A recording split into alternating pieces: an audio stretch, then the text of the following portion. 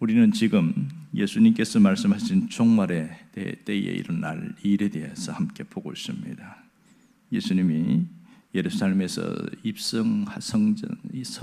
성에 입성한 이후에 이제 고난을 앞둔 며칠 전에 지금 이야기를 지금 보고 있습니다. 오늘 본문은 예수님이 예루살렘 성전을 나온 다음에 일어난 이야기입니다.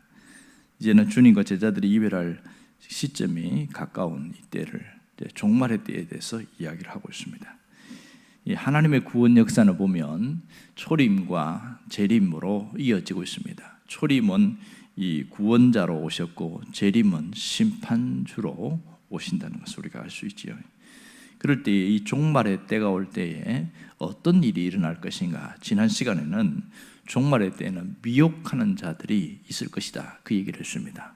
오늘은 이 종말의 때에는 난리와 난리의 소문이 날 것이다, 같은 이런 얘기들이 있습니다. 종말에 대한 온갖 루머들이 일어나고 또 사람들을 혼란스럽게 한다, 이런 얘기가 되겠지요.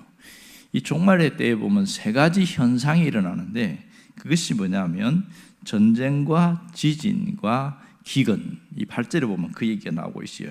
곳곳에 보면 나라가 대적하는 것, 전쟁이 있고 또 지진이 있다는 것은 쓰나미라든지 화산 폭발이라든지 뭐 이런 얘기를 하고 있는 겁니다.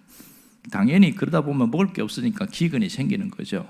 그렇게 해서 어려워지는 겁니다. 지금 우리가 알고 있는 우크라이나하고 러시아 전쟁이라든지 이스라엘과 하마스 전쟁도 바로 그러한 모습 중에 하나입니다.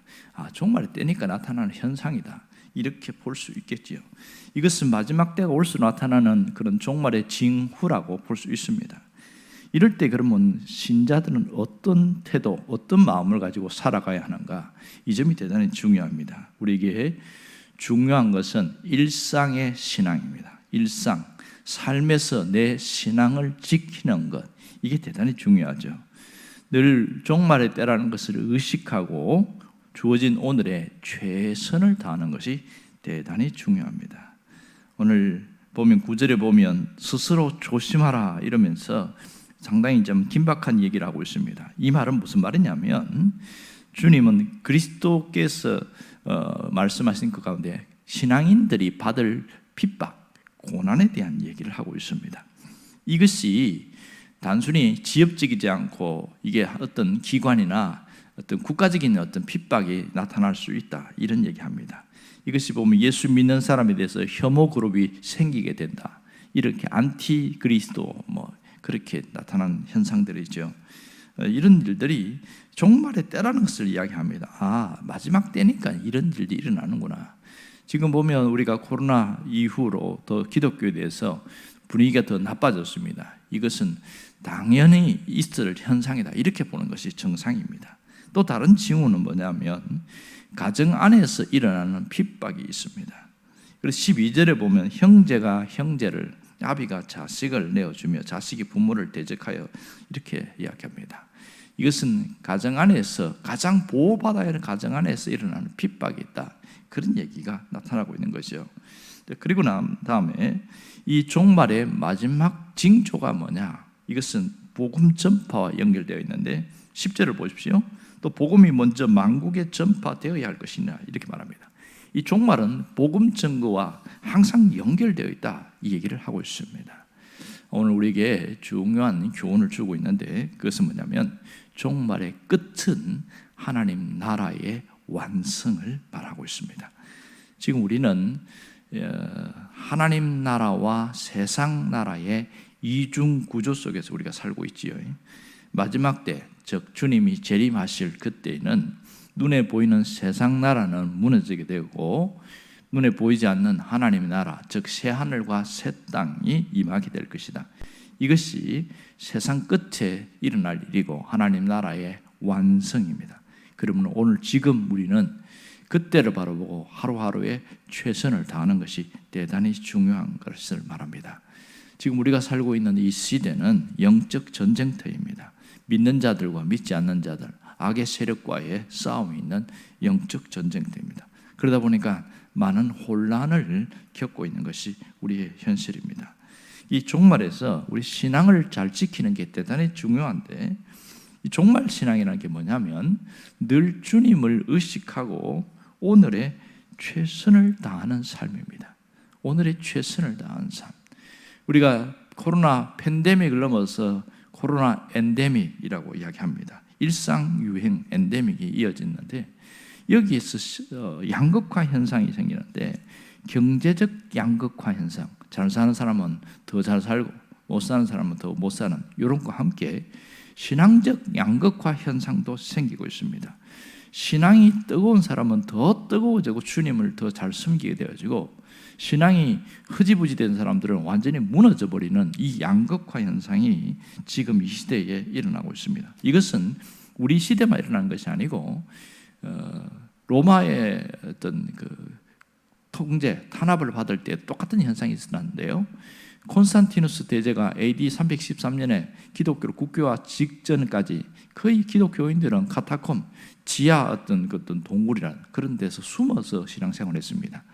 그러니까 그때 제대로 믿는 사람들은 그렇게 다 어떤 지하 동굴로 들어가서 카타콤에 있었고, 그렇지 않고 흐지부지 사람들은 완전 신앙 다 버려버렸어요. 그때도 양극화 현상이 뚜렷하게 일어났습니다. 그런 것이 지금도 일어나는 것이죠. 그러니까 이런 양극화 현상은 종말의 현상이다, 이렇게 보면 되겠습니다. 그러면 종말을 살아가는 우리에게 가장 중요한 것, 오늘 마지막 말씀 13절에 나오는 것처럼 끝까지 견디는 자는 구원을 받을 것이다. 마지막까지 견뎌야 되겠다는 그 신앙이 중요합니다. 끝까지 견디는 것은 대가 지불이 반드시 필요합니다. 참, 여기서 끝까지 견디는 자 무슨 얘기입니까? 참된 신자는 어려움이 있어도 신앙은 끝까지 지키고 신앙이 깊어진다, 그 얘기를 하고 있습니다. 자, 여기서 어떤 분이 그런 얘기를 하더라고요. 나무에 물을 주는데 살아있는 나무는 물을 주면 계속 자라게 되어지고, 그 나무가 뿌리가 썩었다든지 문제가 생겨서 죽은 나무는 물을 주면 계속 줄수록 나무가 썩더라, 이런 얘기를 하는 겁니다. 그러니까 신앙도 마찬가지예요. 이걸 신앙에다 비유하면서 참된 신자는, 신앙을 가진 사람들은, 살아있는 자는 어려움이 생겨도 계속적으로 그 신앙을 유지해 나가는데, 신앙의 어떤 생명, 예수의 생명이 없는 자들은 외적인 어려움이 생기면 생길수록 더 신앙을 떠나고 버리는 자들이 있더라, 이런 얘기를 하고 있어요. 자, 오늘 우리가 이렇게 일상 속에서 마지막까지 해야 할 일은 복음 전하는 일입니다. 내가 어떤 면에서든지 직접적으로 전하든지 간접적으로 전하든지 내 중심에 나를 통하여 복음이 전달되도록 하는 그것이 대단히 중요한 것이죠. 이 복음 전파가 종말의 때에 우리 교회의 사명이고 신자가 해야 할 일이기도 합니다. 이 가운데 가장 중요한 것은 이것을 위해서는 늘 뒷받침되어야 될 게 뭐냐면 깨어 있어야 됩니다. 신앙이 깨어 있어야 복음 전하는데 어려움이 안 생기는 것이죠. 여러분, 깨어 있다는 게 무슨 말입니까? 내가 영적으로 살아있는 것을 나도 느끼고 다른 사람도 느끼고, 이게 깨어 있다는 것이죠. 여러분, 어떤 분은 보면 저분은 신앙이 깨어 있는 것인지 잘 못 느낄 때가 있어요. 왜냐하면 그분은 약간 보면 이게 경계선이 불분명해요. 세상에 있는 것인지 이 하나님께 있는 것인지 그런 분도 있는가 하면 반대로 확실히 드러나는 사람이 있습니다. 저분은 누가 말해도 저분은 진짜 신앙으로 살아가는 사람이다. 왜 그래요? 그가 깨어있기 때문에 그렇습니다. 우리가 이 새벽에 나와서 기도하는 것은 바로 깨어있는 하나의 있으려고 하는 준비요, 또 그런 마음의 훈련이기도 합니다. 정말 중요한 것은 정말 의식을 가지고 하루하루를 살아가는 삶입니다. 어떤 분은 이런 그 설교를 듣고 난 다음에 그 목사님이 그렇게 시켰대요. 마지막 때를 살아가는 사람들은 자신의 죽음을 준비해야 됩니다. 이러면서 이제 유서를 작성하라고 시켰나 봐요. 그래서 유서를 쓰게 해가지고 유서를 2개 써, 하나는 집에 두고 하나는 항상 옷에다가 넣고 다니는 거예요.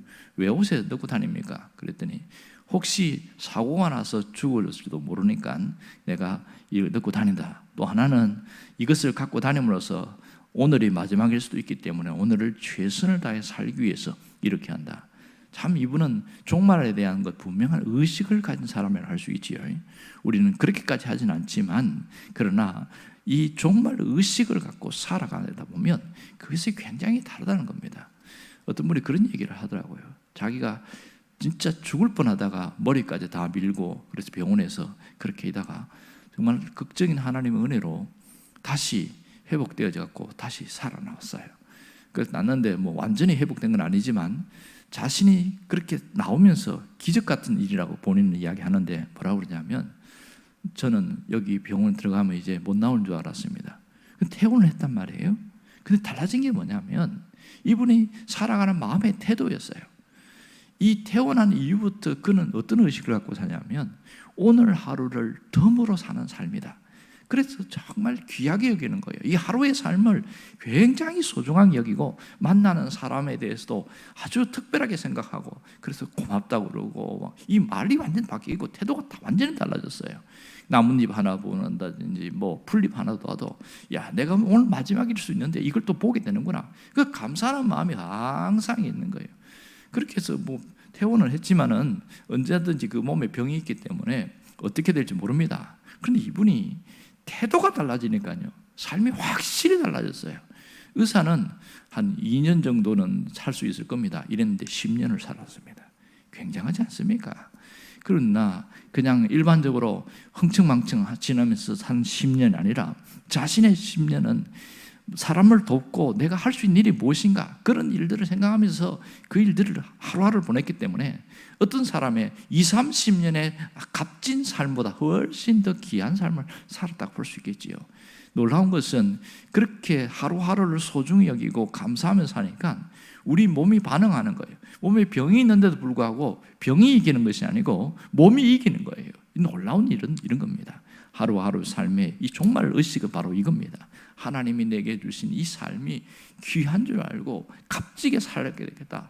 마지막까지 어떻게 주님이 기뻐하는 삶을 살까? 그 의식을 갖고 하루하루 살아갈 때 그 삶은 바로 오늘 말씀처럼 우리가 주님이 오시는 그날이라도 오늘 이 하루를 주님이 기뻐하는 삶을 살아야지 그 결단이 있을 때 우리 삶은 새로워질 수 있는 겁니다. 여러분이 그러한 믿음의 사람 되기를 간절히 바랍니다.